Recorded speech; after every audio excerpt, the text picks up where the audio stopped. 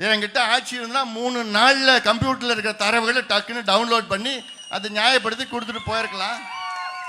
ஆனால் முதலமைச்சர் ஸ்டாலின் அவர்களுக்கு மனசு கிடையாது, நிச்சயமா அதுவும் கிடையாது, எந்த மண்ணாங்கட்டியும் கிடையாது, அவர் கொடுக்க போறது கிடையாது. ஏன் கொடுக்க மாட்டாரு? இந்த சமுதாயத்துடைய வாக்குகள் மட்டும் வேணும். இந்த சமுதாயம் பட்டியலின சமுதாயம் வாக்குகள் மட்டும்தான் வேணும்.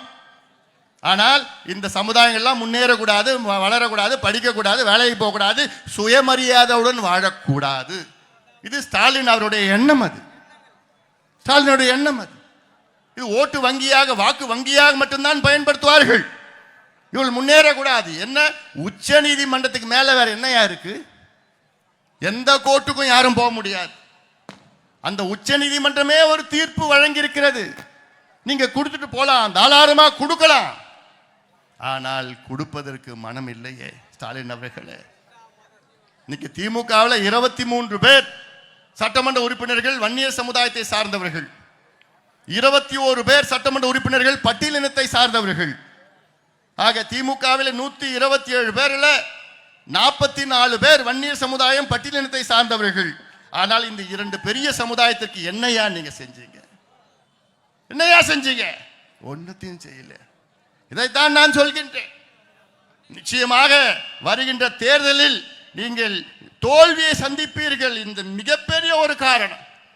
இந்த பிள்ளைங்க, இந்த தம்பிங்கெல்லாம் வச்சு காமிச்சிட்டு இருக்கிறான். பாஞ்சு மாத்திட்டீங்களாடா, சூப்பர்ரா. இதுக்கப்புறம் 15 கேட்டணும். 10 வேண்டாம், போதாது, 15 கேட்கணும். நிச்சயமா 15 முதல் கட்டமா 15 வரும். அதற்கு இந்த ஆட்சியை நீங்கள் எல்லாம் அகற்ற வேண்டும். இந்த ஆட்சியை அகற்றி நம்முடைய ஆட்சியை நாம் கொண்டு வர வேண்டும். ஏன்னா இது ஏதோ வன்னியர்களுக்கு மட்டுமில்ல, வன்னியர் போன்று நான் சொல்லியிருக்கிறேன்ல, இவ்வளோ சமுதாயங்கள் இருக்கிறது. இன்னொரு உதாரணம் நான் சொல்றேன். இப்ப பட்டியலின சமுதாயம் இருக்கிறது. பட்டியலின சமுதாயத்திலே 3 பெரிய பிரிவுகள், அருந்ததியர்கள், ஆதி திராவிடர்கள், தேவேந்திர குல வேளாளர்கள், 3 பெரிய பிரிவுகள் இருக்கிறது. அந்த 3 பெரிய பிரிவுகளில் 78 உட்பிரிவுகள் இருக்கிறது. அந்த 78 உட்பிரிவுகளுக்கு தான் இந்த 3 பெரிய பிரிவுகள் தான் 18 விழுக்காடு இடஒதுக்கீடு தமிழ்நாட்டிலே. ஆனால் அந்த 78 உட்பிரிவுகளில் வெறும் 8 உட்பிரிவு 15% எடுத்துட்டு போகுது, வேலையும் கல்வியும். மீதி இருக்கிற 70 உட்பிரிவுகள் தான் 3% வேலையை எடுத்துட்டு போறாங்க. இது எப்படி உறுதிப்படுத்துவது? இது கணக்கெடுப்பு நடத்தணும். கணக்கெடுப்பு நடத்தி அதில் கிடைக்காதவர்களுக்கு, இல்லாதவர்களுக்கு கொடுப்பது தான் சமூக நீதி. நீ கணக்கெடுப்பு தெரியலனா எப்படி நீ கொடுப்ப? எம்பிசியில 115 சமுதாயம் இருக்கிறது.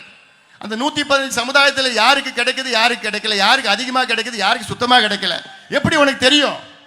கணக்கெடுப்பு நடத்தணும். கணக்கெடுப்பு நடத்துவது சாதாரண வேலை. 2 மாதம் வேலை, 2 மாதம் வேலை. அதில் 400-500 கோடி செலவாகும். தெலுங்கானாவில் 200 கோடி, தமிழ்நாட்டில் தெலுங்கானாவோட 2.5 மடங்கு அதிக மக்கள் தொகை இருக்கிறது. இங்கே என்ன ஒரு 400-500 கோடி, 2.5 லட்சம் அரசு ஊழியர்கள் 2 மாதம் வேலை செஞ்சா இந்த கணக்கெடுப்பு நடத்தி முடிச்சிடலாம். சாதாரண வேலை. கணக்கெடுப்பு நடத்தி முடிச்சா டேட்டா, இதுதான் கோர்ட்ல கேட்கறாங்க, நீதிமன்றத்தில் கேட்கறாங்க. இந்த டேட்டா நீங்க கொடுத்து ஜஸ்டிஃபை பண்ணா எந்த நீதிமன்றமும் தடை பண்ண முடியாது. நம்ம கேட்கறது என்ன? இந்த பிள்ளைங்களுக்கு படிப்பு கூடியா, இந்த பிள்ளைங்களுக்கு வேலை கூடியா, இந்த பிள்ளைங்க சுயமரியாதையோடு மான மரியாதையோடு வாழணும்யா. அதான் நம்ம கேட்கிறோம்.